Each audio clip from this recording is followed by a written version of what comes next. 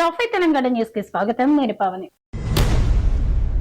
కేసీఆర్ హయాంలో గొర్రెలిచ్చారు, ఇప్పుడు వస్తున్నాయా? మరి తులం బంగారం ఇస్తున్నారా అని మాజీ మంత్రి హరీష్ రావు ప్రశ్నించారు. సిర్గపూర్ సందర్శించిన ఆయన ఇక్కడ యాదవులను ఉద్దేశించి మాట్లాడారు.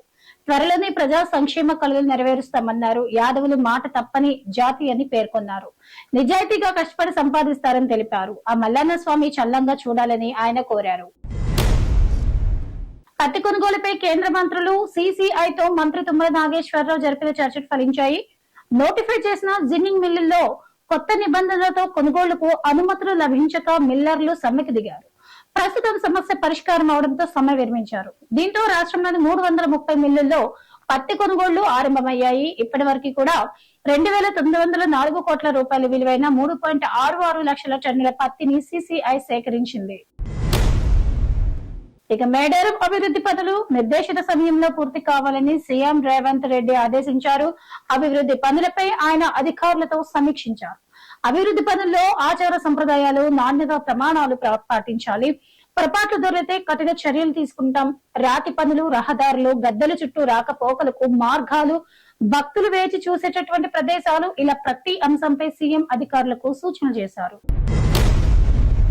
ఫ్యూచర్ సిటీ మెట్రో రైల్ విస్తరణ, అలాగే ట్రిపులర్ రేడియల్ రోడ్ల నిర్మాణాలకు తక్కువ వడ్డీకే రుణాలు ఇవ్వాలని సీఎం రేవంత్ హిట్కో చైర్మన్ సంజయ్ కులశ్రేష్ఠను కోరారు. అత్యధిక వడ్డీతో ఇచ్చిన లోన్లను రీకన్స్ట్రక్షన్ చేయాలన్నారు. మరో 10 లక్షల ఇళ్ల నిర్మాణానికి రుణాలు ఇవ్వాలని విజ్ఞప్తి చేశారు. వీటిపై హిట్కో చైర్మన్ సానుకూలంగా స్పందించారు. గ్రీన్ ఫీల్డ్ రోడ్లు, బుల్లెట్ ట్రైన్ అంశాలపైన వారు చర్చించారు. ఆధార్ మాదిరిగా ప్రతి వ్యవసాయ భూమికి ప్రత్యేక ఐడి నంబర్ తో కూడిన భూధార్ కార్డులను ప్రభుత్వం జారీ చేయనుంది. భూముల యాజమాన్య హక్కుల ఆధారంగా రైతులకు అందించనుంది. ఇందుకు సంబంధించి రెవెన్యూ శాఖ ఇప్పటికే భూధార్ ప్రత్యేక యాప్ ను ప్రారంభించింది. స్థానిక ఎన్నికల అనంతరం 2026 జనవరి నుంచి ఇవి పంపిణీ అవుతాయి. వీటితో భూ వివాదాల తగ్గుదల, సులభ లావాదేవీలు, డిజిటలైజేషన్ పథకాల సక్రమ అమలుకు అవకాశం ఉంటుంది. ఇది వాటి టాప్ 5 తెలంగాణ న్యూస్. రేపటి టాప్ 5 తెలంగాణ న్యూస్ లో మళ్ళీ కలుద్దాం.